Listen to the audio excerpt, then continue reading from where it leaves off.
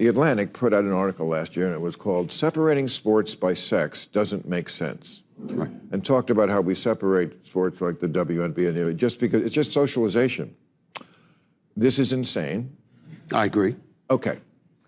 That's why people vote for Trump. That's cutting off your nose to spite your face. Okay. I'm just giving you the answer to the question you're asking all night long. Why do they vote for Donald Trump? It's not always because they like him. No, it's because stuff like that is kookier. All right, folks. Well, I'm honestly kind of excited because today is the first time in a long time that we have done a Bill Maher reaction video. And I know you guys have been demanding it. You've been outside with the torches and pitchforks screaming at me, Vince, you haven't done a Bill Maher video making fun of him all year. What is going on? We need the content. But the issue has been that, folks, so far in 2024, if I were to be honest, Bill hasn't really done anything that is interesting or unhinged or dumb or, you know, in some cases, oddly insightful for us to really react to or talk about. That is, of course, folks, until today's video, because Bill recently did an overtime. That's his sort of like post real-time discussion segment with, these are the people he had on the panel, okay? Stephen A. Smith, Adam Schiff, and Seth MacFarlane, okay? Now, keep in mind, not for the clown show, not for the circus, but for a supposedly insightful discussion about politics and global issues, okay? Because everyone knows, if you ever want to hear interesting and intellectual opinions about politics, what better than Stephen A. Smith, the guy who yells about sports on TV, Seth MacFarlane, the creator of Family Guy, and Adam Schiff, who arguably is the dumbest character of them all. But anyways, ladies and gentlemen, it's basically going, if you watch most of it, exactly the way you would expect, okay? They're talking about Donald Trump. It's just 10 long minutes of TDS. Trump is this, threat to democracy, that, blah, blah, blah. The same old crap, okay? Nothing insightful, nothing new. We're not even going to react to that part. I want to react to the part here where Bill mildly interjects to the TDS. And keep in mind, Bill is very Trump deranged himself, but he puts in like a rare moment of mental clarity. He says, folks, but wait a minute.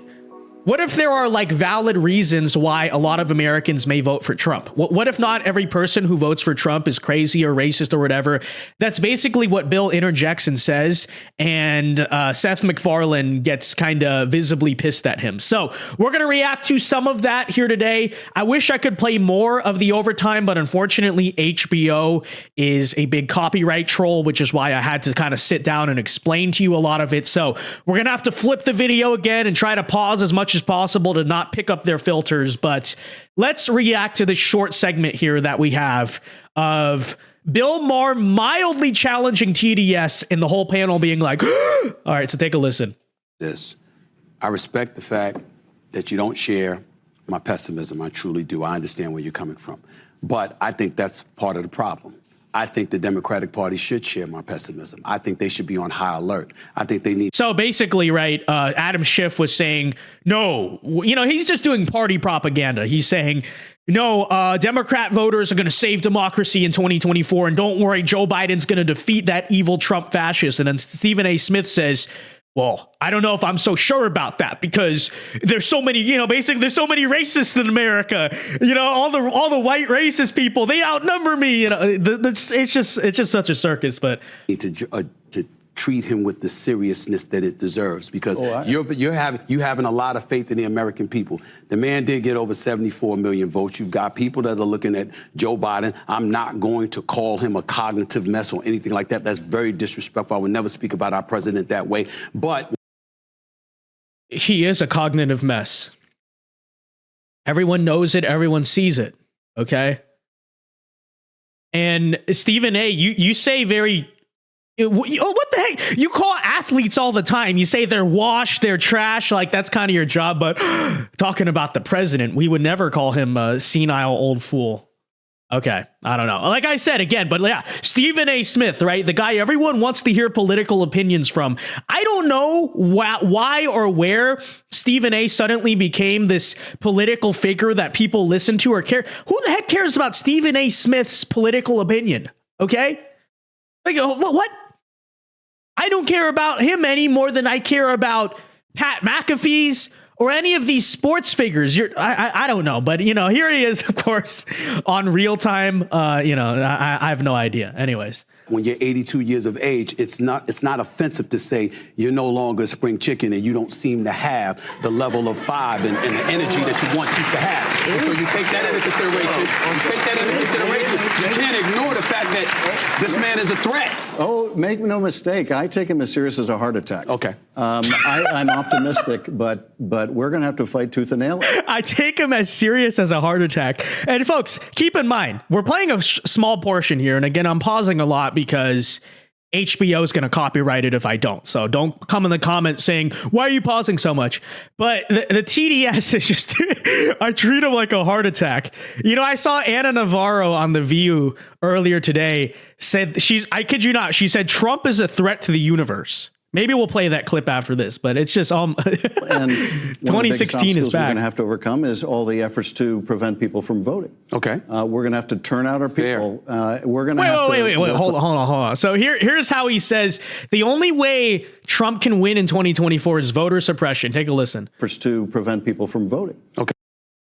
We're going to have to fight tooth and nail, and one of the biggest obstacles we're going to have to overcome is all the efforts to prevent people from voting. Okay. We're going to have to turn out our people. What efforts? What are you talking? This is the Democrat big lie. There's voter suppression in America. What does that mean? That you have to register to vote in advance of trying to go to the ballot box and vote? Oh no, you can't mail in your ballot 2 months after the election in the state of wherever. That's voter suppression. We're going to have to Such work a lie. like never before. We're going to have to work like our democracy is on the line because it damn well is. Right. I don't. So I take this as serious as a heart attack. Let's interject one thing into this discussion about Trump that we've been having all night. It was a question I was going to ask you. We ran out of time. Sure. The Atlantic put out an article last year, and it was called "Separating Sports by Sex Doesn't Make Sense." Right. And talked about how we separate sports like the WNBA and just because it's just socialization. This is insane. I agree. Okay. Yeah. That's why people vote for Trump. Because there's stuff like that on the left that people just go, I know Trump's horrible, but separating by sports by sex makes perfect sense. And if you think it doesn't, you can't leave the country. But that's cutting off your nose to spite your face. Okay. I'm just giving you the answer to the question you're asking all night long. Why do they vote for Donald Trump? It's not always because they like him. No, it's because stuff like that is kookier to them. What a stupid comment by Seth MacFarlane. That's cutting off your nose to spite your face. I don't even know what that is entirely supposed to mean, but I'm assuming it's like, well, you're picking out this very small issue and then, Donald Trump is so much worse, so who really cares about it? And it's like, it's kind of funny to me how when Bill Maher, who I know can't stand Trump, okay, the guy hates Trump, but he sort of just objectively, like I said, has a brief moment of mental clarity and says, well, let's be totally honest about this. We can claim that people are only voting Trump because they're racist or they're evil or they just hate democracy. But in reality, I think a lot of them are voting Trump, especially back in 2016 and now, because they're saying, look, this country has gone insane. The left has gone insane. The establishment is broken. A combination of different things. Bill Maher only lightly touched on it, but there's a lot of other underlying, I think, problems in America. And Donald Trump comes along as the only guy who's the outsider, because the Republican Party has not been effective at resisting any of the decline of America either, and says, look, I'm the guy who people identify with because they feel like he's going to go fix the crazy. That's an objective analysis, right? That is simply true. And by the way, Seth MacFarlane, let me say this.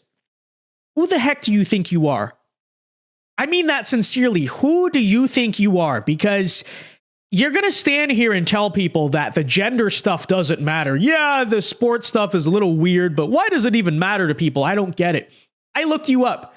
You have no daughters of your own. Because I was going to ask that. I was like, does this guy have daughters of his own? Turns out he's never been married, has no kids. And it's like, oh, yeah, of course you don't have skin in the game. And you wonder why parents see this stuff as a big deal and why I don't see why people care about it. Because you're a childless liberal who refuses to marry, refuses to plant roots, refuses to extend your bloodline.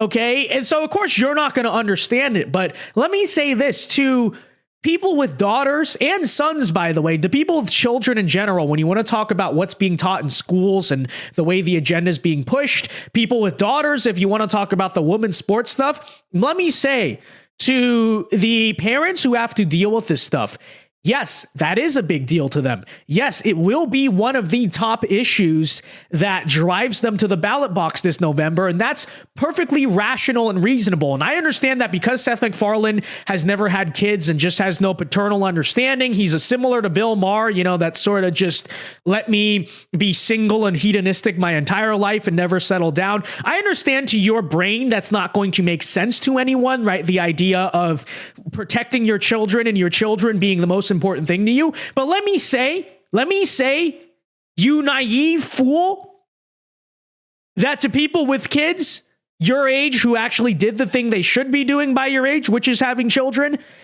it does matter to them. Okay? It does matter to them. And hopefully, I pray one day you understand that and get your head out of the clouds.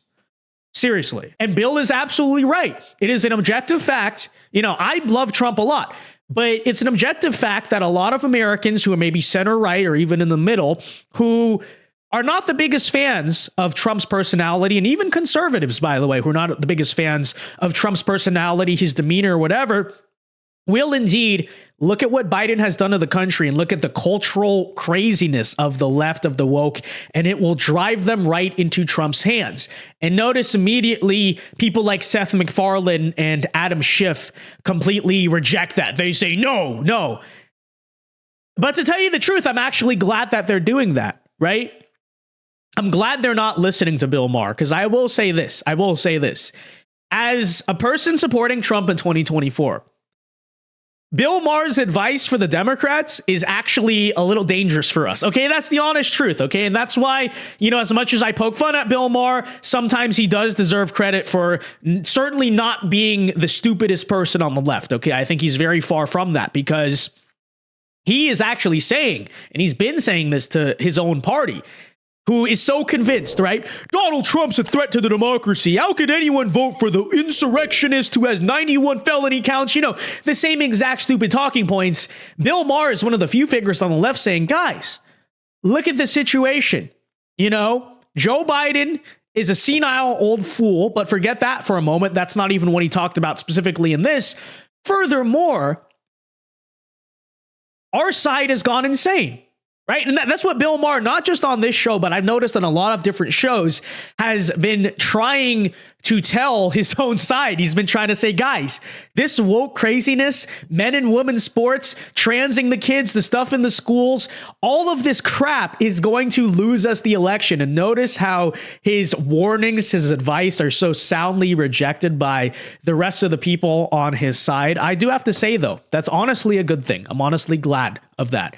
Because if these people took Bill Maher's warnings a lot more seriously, we may have a far smaller shot at winning the 2024 election. That's the truth. So anyways, I just found that clip kind of funny. But anyways, I think the theme here that we are seeing, and honestly makes me feel kind of optimistic about 2024, is that Trump Derangement Syndrome from the left is back, and it's in full-scale swing. It's honestly reminding me a lot of what I heard during 2016 and during the Trump presidency, right? Because the past couple of years, Trump's not been super in the public spotlight. You haven't heard them say this stuff as much directly. And, you know, I kind of wonder the question of, would these media figures actually learn their lesson from 2016 and from the Trump presidency, that the Trump derangement syndrome doesn't actually work well and it just helps Trump and it just discredits you? Well, as I foreshadowed earlier in the video, that is, of course, not the case, because we heard what, you know, some people were saying on the Bill Maher show. Check out, though, what Ana Navarro was saying on The View earlier this week about this. OK, just take a listen. I like I said, she said that Trump, and I quote, is a threat to the universe. Take a listen here. Remember when Ross Perot was a spoiler for George Herbert Walker Bush. And in that case, that was 1996. And in that case, you had George Herbert Walker Bush, who's a sane, good, normal human being running against Bill Clinton. He was a hoe, but he was a normal, good human being. Okay, so you have a career warmonger versus an Epstein client listee. And according to Ana Navarro, this was a great race between two sane, normal human beings. All right.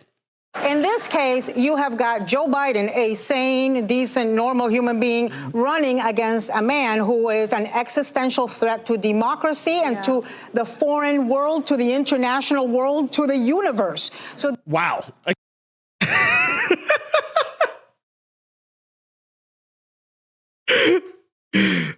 By the way, shout out to Black Conservative Perspective for the clip there, but Donald Trump is a threat to the universe. Folks, it's 2016 all over again. Folks, I think we might be back. I mean that right now because I've not heard media figures really talk about Trump like this in so many years. And it's interesting. Ana Navarro is bringing up an argument I used to hear all the time, which is that like Trump is breaking precedents. That's why he's such a dangerous president, right? A president, I should say.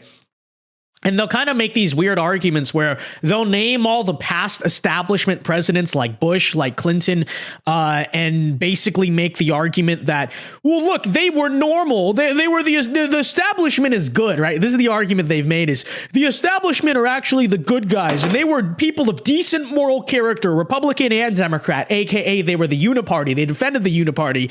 And that's why Donald Trump is so bad because he's a bad person, but everyone else is a good person. Yeah, you know, the Bushes who started a bunch of wars and killed a lot of people, they were decent human beings. Epstein client list Bill Clinton, who, you know, it's a no, even if you don't believe that stuff, even though it's public record, you know, cheated on his wife in the White House. That's a good human being, but Donald Trump is bad. It's just too funny. It is too funny, ladies and gentlemen. But yeah, Trump Derangement Syndrome clearly back in full effect. And we're going to have to wait and see and cover a lot more of this because it's only going to get worse, folks. Strap in. We got a long year ahead of us. Okay, we do. And it again seems clear to me that the media has not learned their lesson from the first time around. They're doing the same exact song and dance that I used to hear years ago about Trump. And we're back. We're back. History might repeat itself because we're back. With that said, folks, let me know your thoughts on this in the comment section down below. What do you think of Bill Maher and his panel? What do you think of Ana Navarro and more? What do you think of 2024? Let me know all of that. Be sure to leave a like on the video. Subscribe to the channel if you are new. And until next time, Alpha Moves Only. God bless. Have a very good day and peace.